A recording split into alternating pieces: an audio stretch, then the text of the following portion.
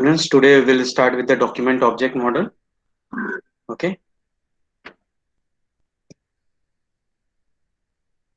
Document object model. Okay. Now, what is document object model?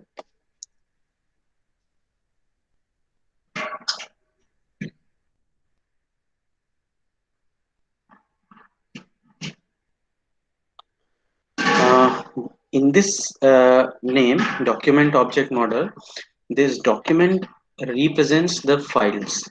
Okay. This particular value represents file. Okay. Type of file. Type of file. Okay. Now, object is nothing but the tags और elements.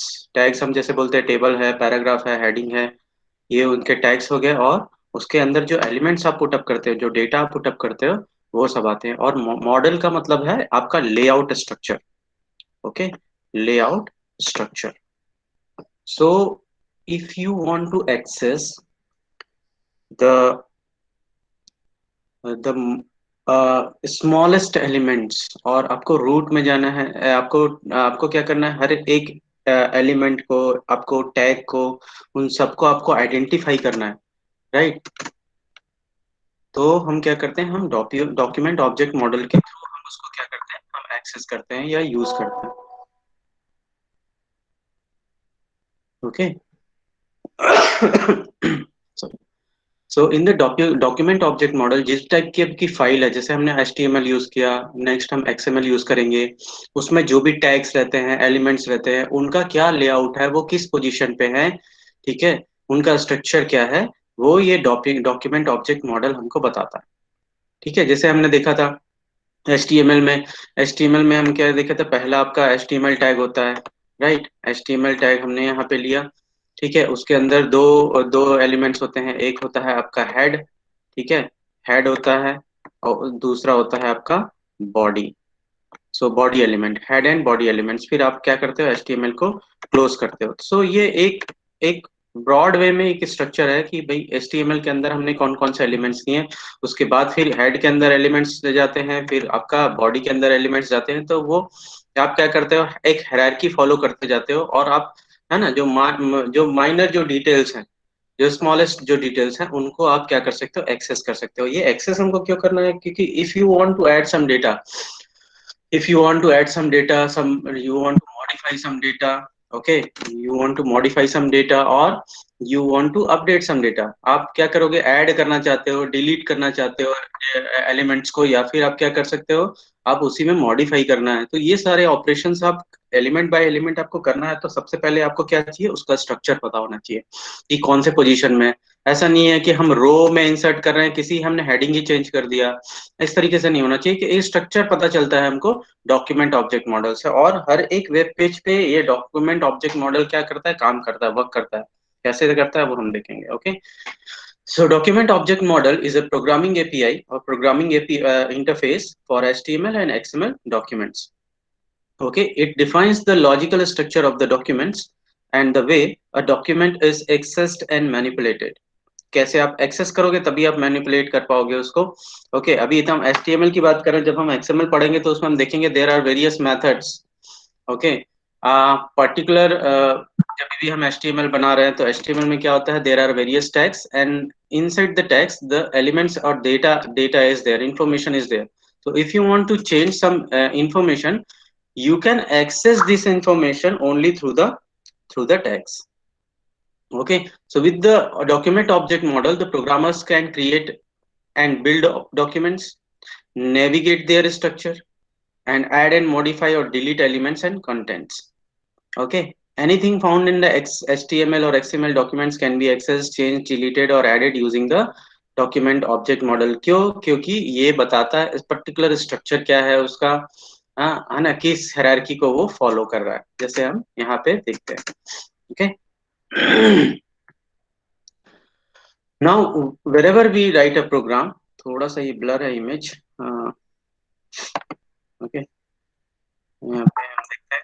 जब भी हमने programme लिखा था तो हमने structure देखा था कि एक डॉक्यूमेंट टाइप हम मेंशन करते हैं, डॉक्यूमेंट टाइप हमने मेंशन कर दिया, हमने बता दिया कि HTML है। नाउ HTML के अंदर दो एलिमेंट्स होते हैं, पहला होता है आपका हेड एलिमेंट होता है, दूसरा होता है बॉडी। अब हेड एलिमेंट के अंदर आप वैल्यूज इंसर्ट करते हो। Okay, you insert some values here in as a title,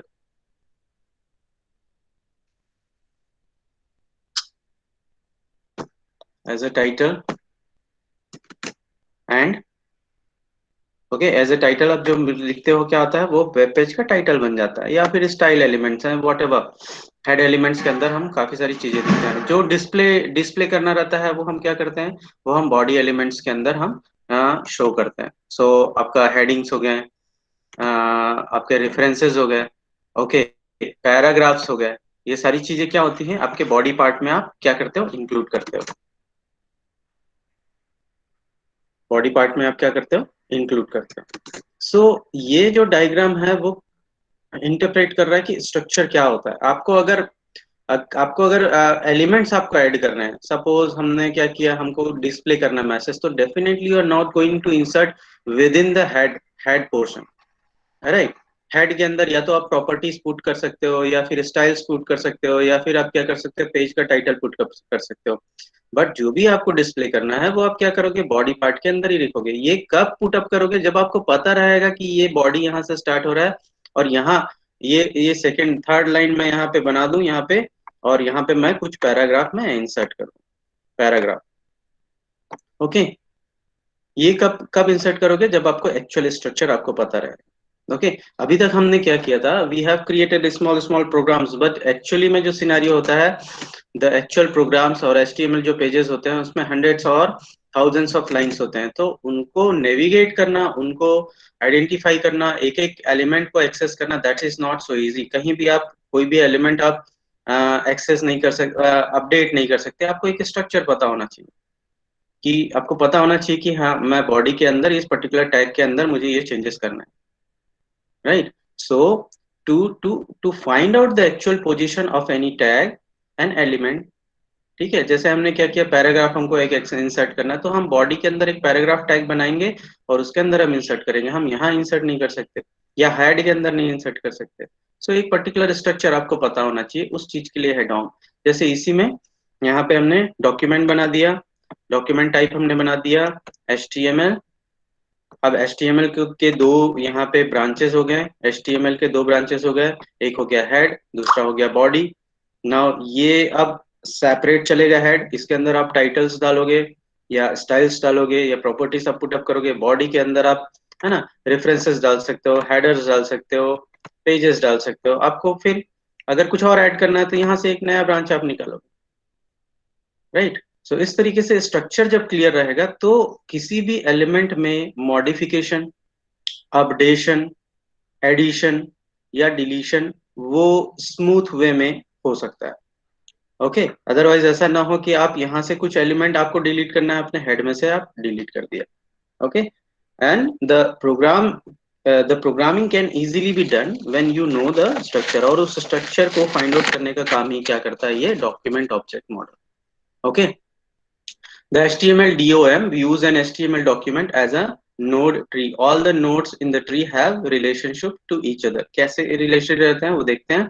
Okay, any nodes can be accessed through the tree. Their contents can be modified, deleted, or new elements can be created. The node tree below shows the set of nodes and the connections between them. Okay, the tree starts at the root node, जहां से वो start होता है उसको हम root node बोलते हैं। Okay, और वहां से जो ब्रांचेस निकलते हैं नेक्स्ट नोड में, उनको हम बोलते हैं चाइल्ड्स। ओके, इसके लिए ये चाइल्ड्स हो गया, बट बाकी सबके लिए क्या होगा, पेरेंट हो जाएगा। तो बेसिकली इनमें रिलेशन कैसे होता है, एक जो रूट, जो सबसे फर्स्ट एलिमेंट होता है जिससे ब्रांचेस हम निकालते हैं, उसको हम बोलते हैं रूट एलिमेंट्स। ठीक है, now this will be the root element, इसको हम बोल सकते हैं this is the parent to head and body. Okay, this is the HTML tag is nothing but the parent, it is working as a parent to the head and body. Okay, they are the child and it is a parent. Now अब ये element है, इसके बाद हम branches open कर रहे हैं इसके, तो ये पेरेंट हो गया और ये इसके चाइल्ड हो गया। लास्ट एलिमेंट जहां से कुछ भी आपको वो नहीं करना है, जैसे हमने कोई डेटा इंसर्ट किया है, उसको हम बोलते हैं leaf node. Okay, leaf node जहां से और कोई ब्रांचेस ना निकल रहे हो। अल्टीमेटली एलिमेंट आप इंसर्ट करते हो, डेटा इंसर्ट करते हो, इंफॉर्मेशन इंसर्ट करते हो, that will be the last node, and last node is known as the leaf node. Okay.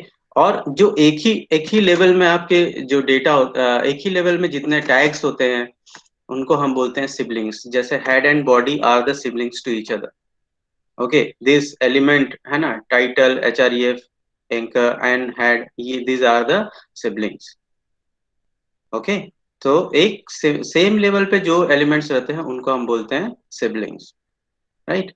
So the nodes in the node tree have hierarchical structure or hierarchical relationship to each other. The term parent, child and siblings are used to describe the relationship.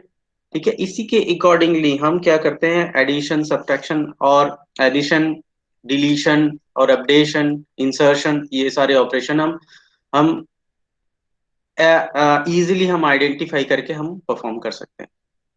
Okay, parent node जिनके children's होंगे, right, जैसे यहाँ पे HTML हो गया, header हो गया, आपका हेड हो गया, बॉडी हो गया, ये सब पेरेंट्स नोड में आ जाते हैं डिपेंडिंग ऑन द सिचुएशन।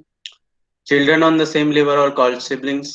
ठीक है, जैसे ये सिबलिंग्स हो गए, राइट। हेड और बॉडी आपके सिबलिंग्स हो गए, सेम लेवल में, एक स्ट्रक्चर में सेम लेवल में जो भी रहते हैं वो आपके सिबलिंग्स हो जाते हैं।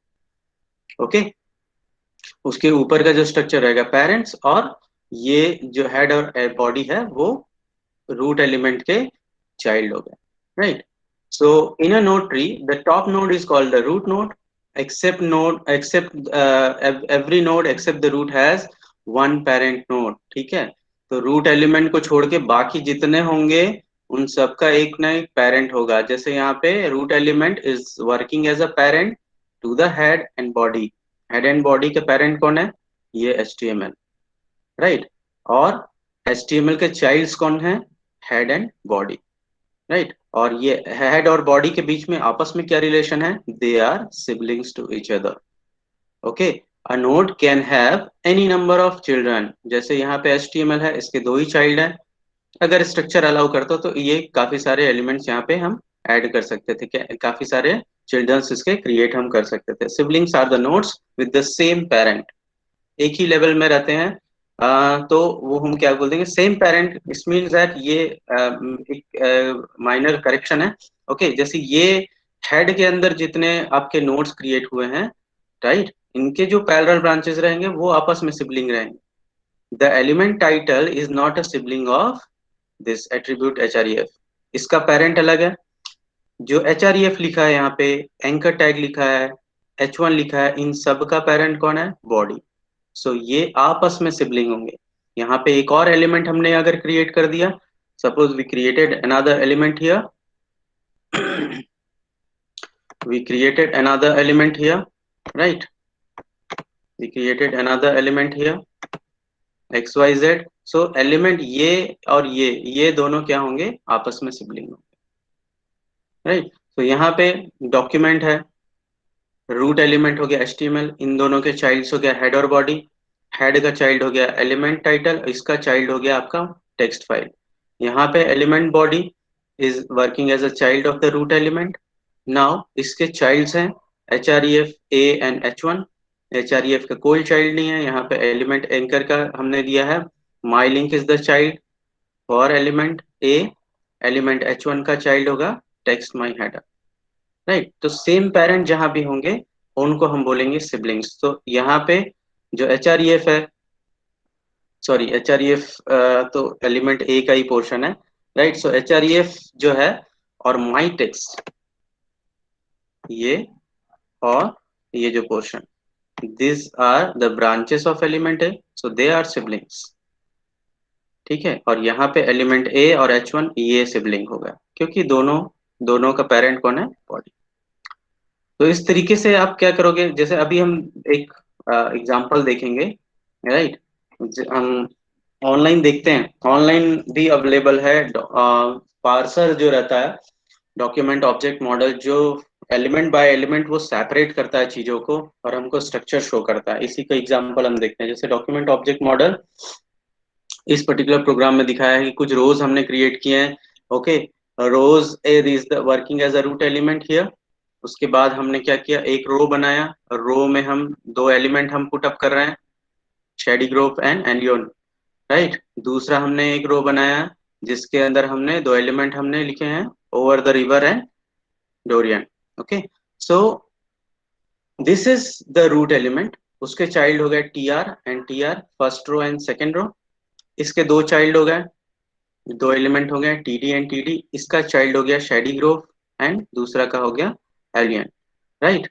सेकेंड का ये, अभी देखो यहाँ पे both the TRs are child of row root element। Now ये जो एलिमेंट है उसके, ये दो टी आर हो गए, ये क्या हो गया, आपस में ये सिबलिंग्स हो गए। They are the siblings to each other, they are the siblings of each other.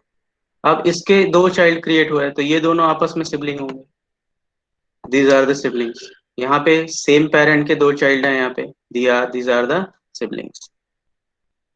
Okay, now this is root element, these are the childs of root element, these are the child of first row, these are the childs of second row, and these are the elements.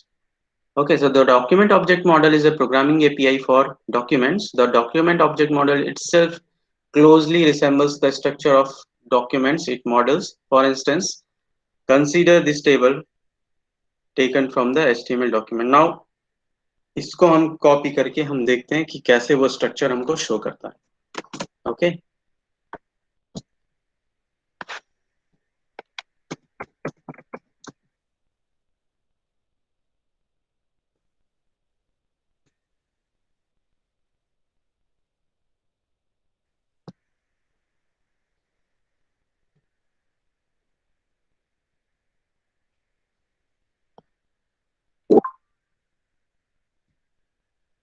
we'll copy this।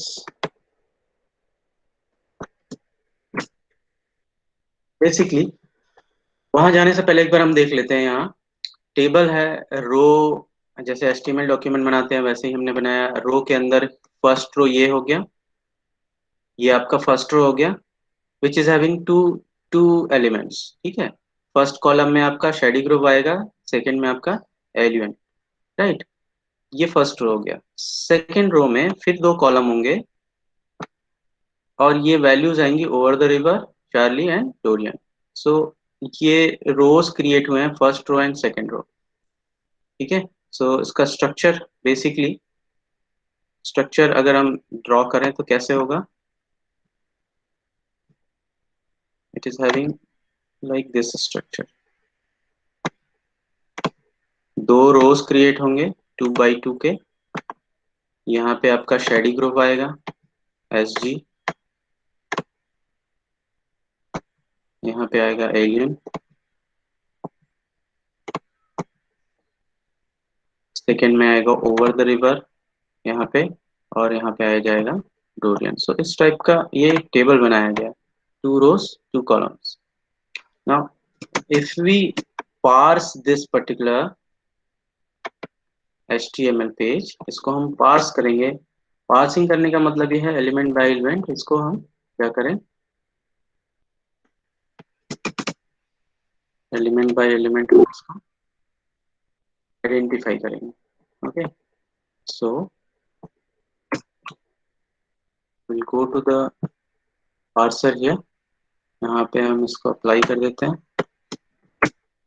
मैं delete कर देता हूँ ये रो element, because ये बस आपको display करने के लिए दिखाया गया था। Okay, now see, so inside the HTML document head and body, ठीक है, ये ऑटोमेटिकली इसने ले लिया, HTML डॉक्यूमेंट हम बना रहे हैं तो, ठीक है। सो HTML के अंदर यहाँ पे आप देख सकते हो, HTML के अंदर दो पोर्शन है, हेड एंड बॉडी। अब बॉडी के अंदर इसने एक एलिमेंट दिया है टेबल, राइट, टेबल, ठीक। टेबल के अंदर फिर दो रोज क्रिएट हुए हैं, ठीक है। टेबल बॉडी के अंदर दो रोज क्रिएट किए हैं, ये आपका फर्स्ट रो हो गया यहाँ से यहाँ तक, और फिर ये सेकेंड रो यहाँ तक क्रिएट हुआ। ठीक है, सेकेंड रो यहाँ क्रिएट हुआ। ये एलिमेंट बाय एलिमेंट पूरा का पूरा पार्स कर देता है। तो HTML डॉक्यूमेंट हमने नहीं भी लिया है तो ऑटोमेटिकली इट कैन अंडरस्टैंड। तो HTML के अंदर हेड एंड बॉडी, बॉडी के अंदर फिर वो बता रहा है टेबल टैग है, तो ये टेबल टैग के अंदर, टेबल बॉडी के अंदर दो रो हैं। फर्स्ट रो के फर्स्ट कॉलम में शेडी ग्रोव रहेगा, फर्स्ट रो के सेकेंड कॉलम में एवलियन रहेगा। Then this row is completed, this portion is completed. फिर हम जाएंगे उसी के सेकेंड पोर्शन में, उसके सिबलिंग में जाएंगे हम। सिबलिंग क्या है? Second row. सेकेंड रो में क्या लिखा हुआ है यहाँ पे? Then again over the river, first column and second column में डोरियन। सो इस तरीके से एलिमेंट बाय एलिमेंट वो क्या कर रहा है? एक्सेस कर रहा है। अब now you want, suppose you want to add some elements, okay, in both the rows. तो आप क्या करोगे? इफ बाय मिस्टेक यू क्या करोगे? आप थर्ड रो आप क्रिएट कर रहे हो, उसकी जगह पे यहाँ क्या करेंगे? हम फिर से एक टीडी क्रिएट करेंगे। In this portion will create a TD again, right? So if we create another data here x y z, और इसको हम क्या करें? क्लोज कर दें, right? So again the data has been added here. So ये बोल रहा है कि फर्स्ट रो में अगर आपको नंबर ऑफ कॉलम्स आपको बढ़ाने हैं तो आपने बढ़ा दिया है यहाँ पे, तो एग्जैक्ट पोजीशन आपको पता है। Now if you want to suppose you want to create another row, आपको एक third row, third sibling create करना है रोज का। ये आपका फर्स्ट हो गया, राइट? ये आपका सेकेंड हो गया। तो आप क्या करोगे? आप यहाँ क्रिएट करोगे by by seeing the actual position. PR हमने यहाँ बना दिया, यहाँ पे उसको क्लोज कर दिया, right? Now will insert some value here. So यहाँ दिखा रहा है ये थर्ड TR क्रिएट हो गया। Now you can add elements here.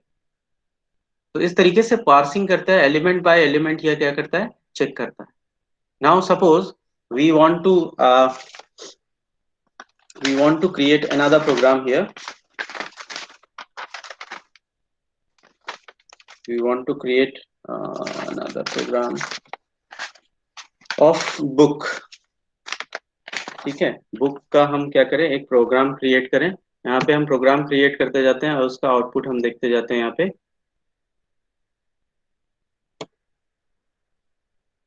Right? So you can do it with me. यहाँ पे हमने एक बनाया बुक्स, टाइप करते जाओ। बुक्स के अंदर हम क्या करें? एक सब एलिमेंट रखें हम यहाँ पे, बुक, राइट? देन इसको क्लोज कर देते हैं, बुक्स या क्लोज्ड। यहाँ पे इस बुक को हम क्लोज करें,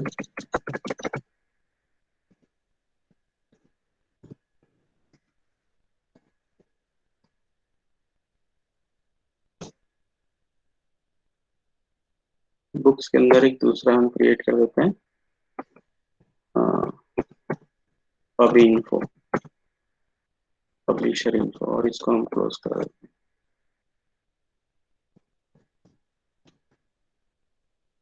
hobby info closing, hobby info closing. So अभी देखो यहाँ पे ये ऑटोमेटिकली इसने, है ना, इसने क्या किया है? क्रिएट कर दिया। बुक्स के अंदर दो इसके सिबलिंग्स बन गए हैं, एक है बुक और दूसरा है पब इन्फो, राइट? अब इसके अंदर आप जो भी आप डेटा इंसर्ट करना चाहते हो वो कर सकते हो। इसके अंदर हमने जैसे डाल दिया टाइटल, टाइटल हमने डाल दिया EDC। यहाँ पे हम क्या करें? पोस्ट कर देते हैं, और इसके अंदर हमने डाल दिया सिंपल एलिमेंट्स। इसके अंदर हमने डाल दिया publisher, publisher TMH, TMH।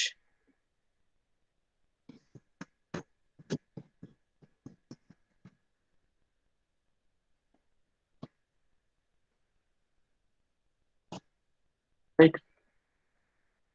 Pub info के अंदर एक पब्लिशर नाम का क्रिएट किया हमने, उसको क्लोज कर दिया।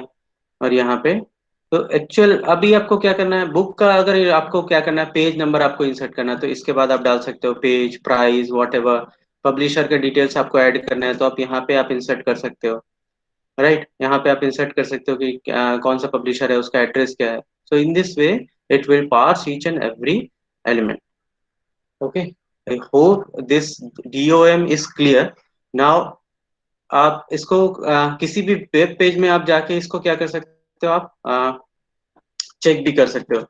किसी भी वेब पेज में अगर हम जा रहे हैं, यहाँ पे हम देखते हैं गूगल में जाके, ये गूगल सर्च, इसको हम जाएं, राइट क्लिक करें, यहाँ पे लिखे हम इंस्पेक्ट, तो पूरा का पूरा इसका डॉक्यूमेंट पार्सर ये दिखा देगा। ठीक है, डॉक्यूमेंट पार्सर ये पूरा का पूरा दिखा रहा है कि ये कैसे, है ना, स्ट्रक्चर वाइज इसने क्या किया, डॉम ने इसको क्या किया है, इसको सेपरेट करते गया है एलिमेंट बाय एलिमेंट। राइट, तो जो भी इसकी कोडिंग रही होगी उसको क्या कर रहा है, वो अरेंज कर रहा है। और इसमें आप जैसे जैसे आप मूव करते जाओगे, ये शो करते जाएगा कि कौन सा पोर्शन का कोड यहाँ पे लिखा हुआ है। ओके, कौन से पोर्शन का कोड यहाँ पे लिखा हुआ है। एक्चुअली क्या होता है कि जब हम किसी भी एलिमेंट में हमको चेंजेस करने हैं, हम यहाँ से हम कर सकते हैं। ठीक है, अभी मैं करके भी दिखाऊंगा अभी। हमको क्या करना है एक्चुअली, जब हम एक्सएमएल में जाएंगे तो वो और ज्यादा क्लियर होगा, क्योंकि एक्सएमएल में हम डायरेक्टली हम इस एलिमेंट को जिसको भी हमको चेंज करना रहता है, हम उस टैग नेम के थ्रू उसको एक्सेस करते हैं, फिर हम क्या करते हैं, उस टैग वैल्यू को हम चेंज कर देते हैं। ठीक है, गेट डेटा और काफी सारे मेथड्स होते हैं उसमें, तो हम क्या करते हैं, उस एलिमेंट्स को हम एक्सेस करते हैं और हम चेंज कर देते हैं। जैसे यहाँ तो हम नहीं करेंगे, हम एक डेमो साइट पे चलते हैं, वहाँ हम चेंज करके देखते हैं। ओपन सोर्स एक ऑरेंज एचटीएम करके है, यहाँ पे हम क्या करें, यहाँ पे देखो, राइट क्लिक किया हमने, इंस्पेक्ट बटन पे दबाया, अभी ये लॉगिन बटन दिख रहा है, ये सीसी को हमने इंस्पेक्ट किया तो उसको हाईलाइट कर रहा है ये। ठीक है, इसमें काफी सारे जो एलिमेंट्स हैं, यहाँ पे अब जब जैसे जैसे मूव करते जाओगे ये डिफरेंट एलिमेंट्स को वो शो करते जाएगा, हाईलाइट करते जाएगा। इन this way you can travel, और है ना, through out the web page.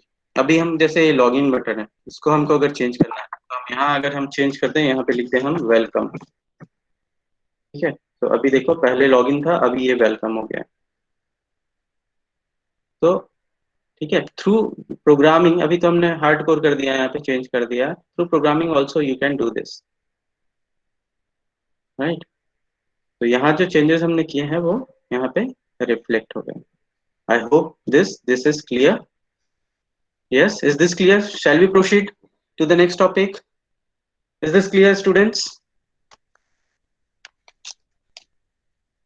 Yes, anyone? Yes, sir. Yes, sir.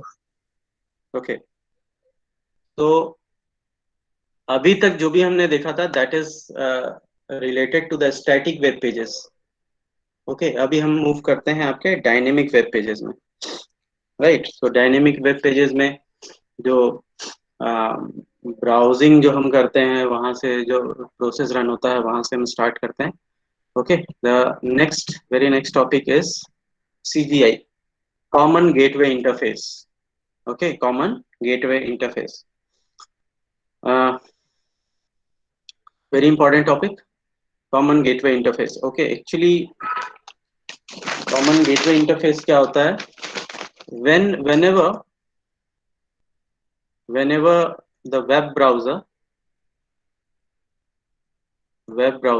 यहाँ एक वेब ब्राउजर है, ये आपका वेब ब्राउजर है, ये जब किसी को रिक्वेस्ट सेंड करता है किसी वेब सर्वर को, जब हम क्लाइंट साइड पे बैठे हैं और यहाँ पे वेब वेब सर्वर यहाँ पे है, वेब सर्वर को हम क्या करते हैं, रिक्वेस्ट सेंड करते हैं। तो ये वेब सर्वर क्या है, ये अपने डेटाबेस को कांटेक्ट करता है डायरेक्टली, यहाँ पे डेटाबेस रहेगा डीबी। ओके, डेटाबेस को कांटेक्ट करता है, यहाँ से उस पेजेस उठाता है और फिर वेब जो ब्राउजर रहता है उसको ये प्रोवाइड कराता है। तो ये नॉर्मली स्टैटिक वेब पेजेस में ऐसे होते हैं कि यहाँ पे वेब वेब ब्राउजर है, वेब ब्राउजर ने कांटेक्ट किया वेब सर्वर को, वेब सर्वर से ने डेटाबेस से लिया वो स्टैटिक वेब पेज। जैसे एक पर्टिकुलर डॉक्यूमेंट है, किसी ने बना के रखा है स्टैटिक, जिसमें कोई चेंजेस नहीं हो रहा है, तो स्टैटिक वेब पेजेस इस तरीके से हम क्या करते हैं, वेब सर्वर वहां से उठा के ये क्या करता है, डायरेक्टली वेब ब्राउजर को वो प्रोवाइड कर देता है। बट जब हम डायनेमिक कंटेंट की बात करते हैं, dynamically according to your request, जो डायनेमिक चेंजेस होते हैं वेब पेजेस में, तो वो वेब सर्वर नॉर्मली वो डेटाबेस से उठा के वो पिकअप पिकअप करके वो प्रोवाइड नहीं करता है। तो इसके इसके बैकग्राउंड में क्या होते हैं, कुछ कुछ मैथड्स, कुछ स्क्रिप्ट्स, कुछ प्रोसीजर्स रन होते रहते हैं, उनको हम बोलते हैं सीजीआई। ओके। नाउ इसी सिनेरियो में अगर हमको डायनेमिक कंटेंट चाहिए तो वेब ब्राउजर क्या करेगा, वेब सर्वर को कांटेक्ट करता है। वेब सर्वर क्या करता है, एक प्रोग्राम इनिशिएट करता है कि ये जो डायनेमिक कंटेंट है उसको मुझे लाके दो, और फिर ये डायनेमिक जो प्रोसेस है वो क्या करता है, आपके डेटाबेस को कांटेक्ट करता है। डेटाबेस में से वो वैल्यूज को उठाएगा, और यहाँ एक रिक्वेस्ट आई है, इस रिक्वेस्ट का ये रिस्पॉन्स सेंड करता है। फिर ये जो मेथड रन हो रहा है वो क्या करता है, जो डायनेमिक कंटेंट है उसका एचटीएमएल पेज बना के वो वेब सर्वर को रिटर्न करता है। वेब सर्वर फिर क्या करता है, इसको रिटर्न करता है आपके वेब ब्राउजर को। तो ये जो पर्टिकुलर स्टेप रहता है उसको हम बोलते हैं CGI, CGI common gateway interface, right. So there are two different ways approaches we can see that. ठीक है, एक वेब जो ब्राउजर है वो जब स्टैटिक वेब पेज के लिए जब रिक्वेस्ट करता है वेब सर्वर से, तो वो डेटाबेस से डायरेक्टली कांटेक्ट करके वो क्या करता है, वेब ब्राउजर को वो प्रोवाइड कर देता है, राइट। बट ये जब डायनेमिक कंटेंट मांगता है जब वेब ब्राउजर, ठीक है, तो ये जो डायनेमिक कंटेंट है वो डायरेक्टली आपका डेटाबेस में से पिकअप नहीं करता, ये एक प्रोसीजर इनिशिएट करता है, ये एक स्क्रिप्ट, और हम बोले कि एक इंस्टेंस क्रिएट करके वो बोलता है कि मुझे ये कंटेंट चाहिए। ये क्या करता है, फिर वो जो प्रोसीजर रहता है वो डाटाबेस में से वैल्यूज को पिकअप करता है, एचटीएमएल पेज जनरेट करता है, और उस एचटीएमएल पेज को वेब सर्वर को देता है, वेब सर्वर फिर उसको वेब ब्राउजर को रिटर्न करता है। नो, ये जो प्रोसेस रहता है उसको हम बोलते हैं common gateway interface. That is a script or the procedure or method running behind the web servers. Okay. Now the CGI connects web servers to the external applications. ठीक है, ये क्या करता है, it can gather information sent from the web browser to a web server and make the information available to the external program. Okay, CGI can send the output of a program to the web browser that request is. तो इसके काफी सारे advantages हैं और disadvantages हैं, वो सब हम देखते हैं। एक तो ये प्लेटफॉर्म इंडिपेंडेंट है, यूनिक्स, विंडोज, मैकिन्टोश, ठीक है। आपका लैंग्वेज इंडिपेंडेंट है, स्केलेबिलिटी है, स्केलेबिलिटी का मतलब ये है कि it can bear many request at a time. Okay, so basically what is CGI? CGI is used to provide the dynamic content to the user.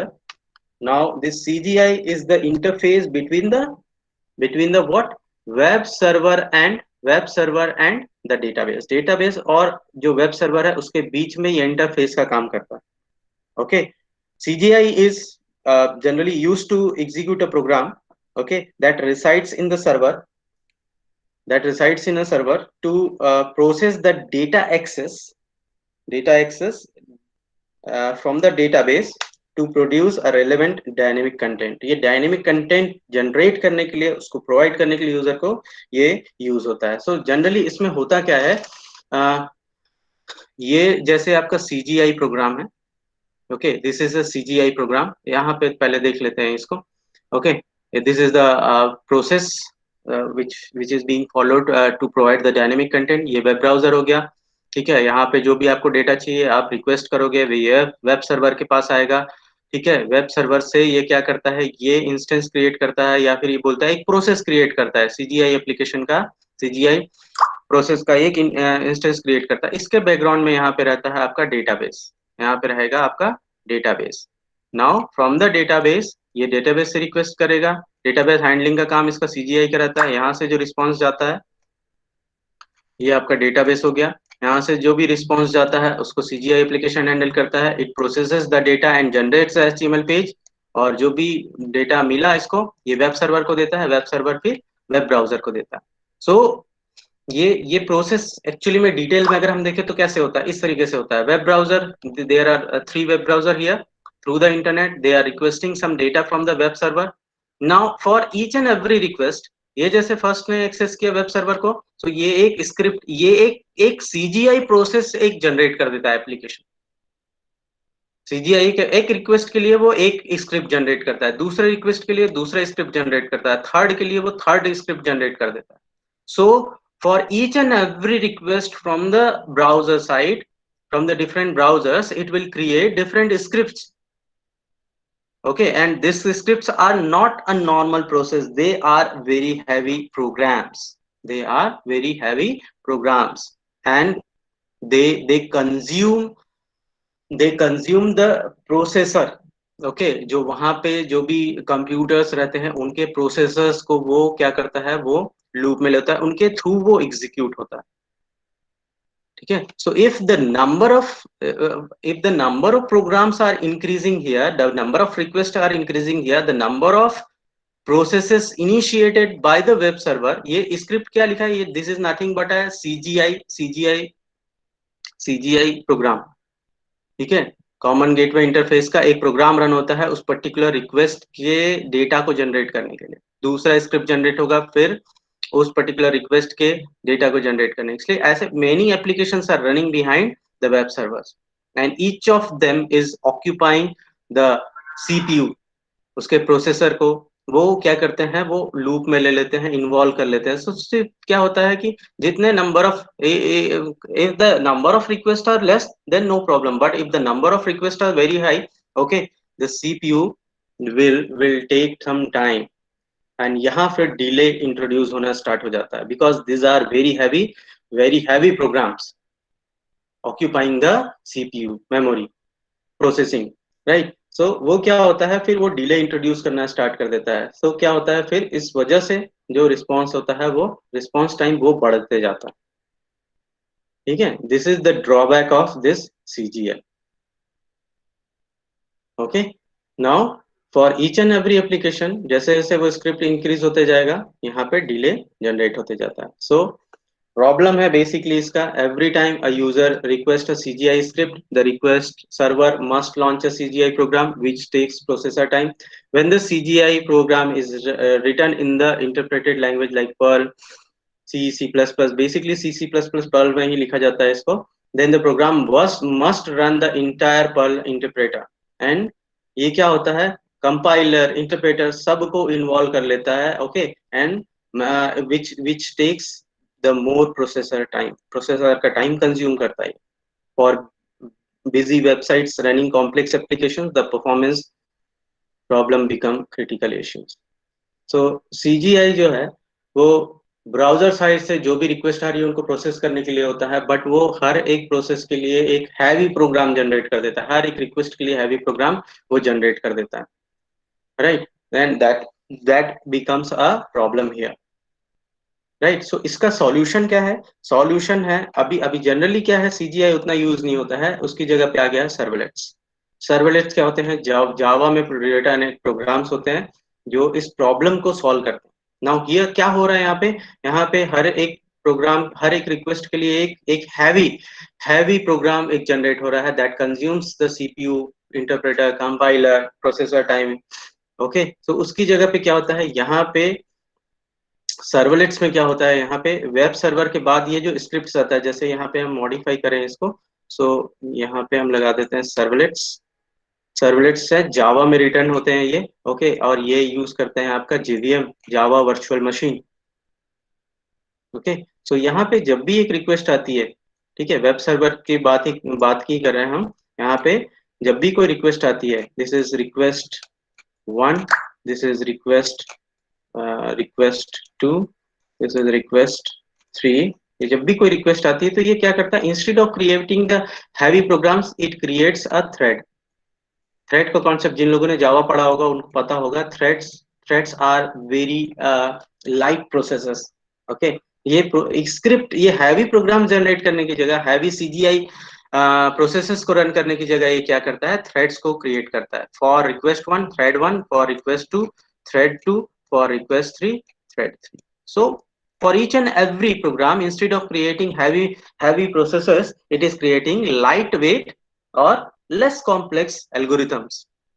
Thread 1, thread 2, thread 3. Now this thread will be contacting to the database, they will be accessing the data. Okay. In this way the problem of delay is solved.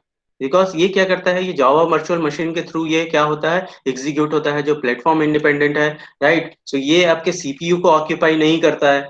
Okay, so CPU is being unaffected और less affected as compare to the CGI programs. ठीक है, CGI programs पूरे CPU को occupy कर लेते हैं, उनके programmes को वो डिले करते हैं। इस वजह से यहाँ पे क्या होता है, ये थ्रेड्स जो रहते हैं जेवीएम के थ्रू वो एग्जीक्यूट होते हैं। Now they they affect less, they take less number of times and less consume the CPU, as compared to the CGI programs. In this way the problem of delay is solved. So ये आपका हो गया CGI, Common Gateway Interface. I hope this is clear. CGI is a script running behind the web server to generate the dynamic content requested by the web browser. ठीक है, और CGI क्या करता है, जब भी रन करता है, CGI programs are not simple programs. They are complex algorithms programs which are running behind the web servers. They are consuming the interpreter, compiler, CPU, processor. Okay, so if the number of processes are increasing, okay, if the number of processes are increasing, then the processor will not be able to execute it fast, so the delay will be introduced. And to solve these problems we use serverless. Serverless क्या करते हैं, instead of creating CGI programs, ठीक है, heavy programmes, ये क्या करता है, हर एक रिक्वेस्ट के लिए ये क्या करता है, थ्रेड क्रिएट करता है, simple thread, okay, which is less complex and executable fast with sir the help जेवी of सर yes. सर जेवी किस hardware Yes, again, come again, I'm not able to hear it. Sir JVM किसका hardware JVM क्या है? जावा virtual machine Yes, sir तो वो किसका hardware use करता है हार्डवेयर यूज नहीं करता, एक प्लेटफॉर्म है, ठीक है, जिसके थ्रू हम क्या करते हैं, एग्जीक्यूट करते हैं। बेसिकली वो सीपीयू से अनअफेक्टेड रहता है, सीपीयू को वो यूज नहीं करता, एक वो वर्चुअल एक इन्वायरमेंट है जिसके थ्रू हम क्या करते हैं, हम उसको एग्जीक्यूट कराते हैं थ्रेड्स क्रिएट कर करके। तो बेसिकली जो लोड पड़ता है वो जेवीएम पर पड़ता है। Okay, yes sir now is this clear students? we'll go to the next topic, ActiveX. Is this clear? Yes or no? Yes, Yes. sir. Is this clear?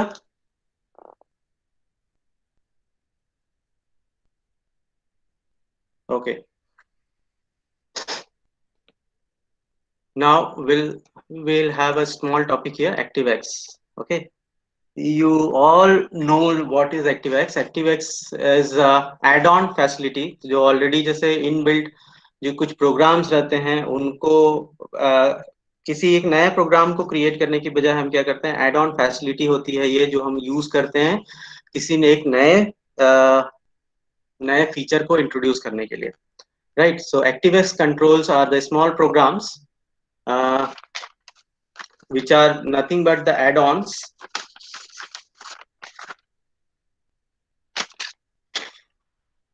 which provides the basic functionality to the functionality and features to the developers. Like if you are creating a web page and you want to display some animation or some clock features, okay, so you need not to create it from the scratch, ठीक है। कुछ add-ons हैं, कुछ ActiveX controls हैं जो already इस facility को provide करते हैं, तो आप क्या कर सकते हो, उनको इनहेरिट कर सकते हो, उनको इंक्लूड कर सकते हो और उनको यूज आप कर सकते हो, right.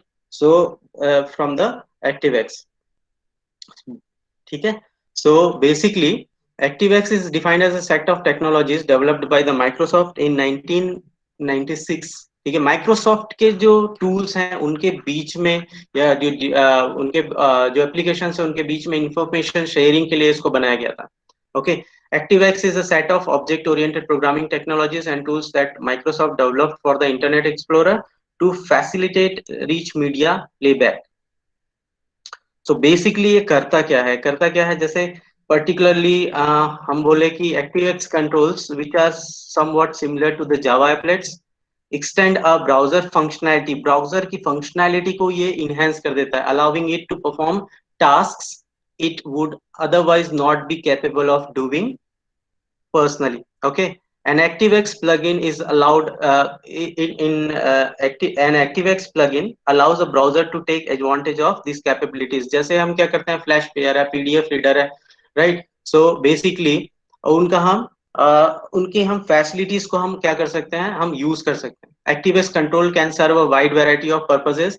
For example, ActiveX control were used earlier on to allow users to play videos, other multimedia contents directly to the browser, ठीक है, without having to open a media player. Users could also work with the ActiveX to view PDF files through the browser or to support flash animations.